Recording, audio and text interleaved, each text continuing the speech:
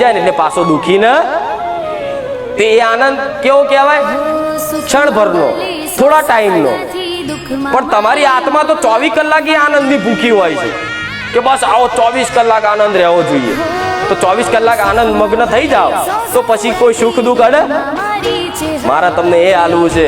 હજુ તે મારી વાતો કદાચ કોકના ઉપરથી જતી હશે, પણ જે સાચા ભક્તો હોય ને, મારા પ્રત્યે પ્રેમ જાગ્યો હોય ને, એ મગજમાં આ વાત ફીટ કરી લેજો.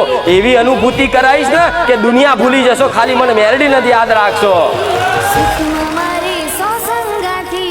અને જ્યારે દુનિયા ભૂલી અને એક જ બસ દેખાય, એક જ લક્ષ્ય તમારું દેખાય કે મારી માતા,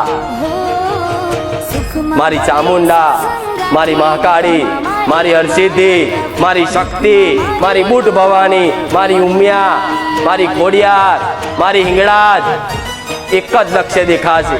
કોઈને કે મારી મેરડી, કોઈને મારી સધી, મારી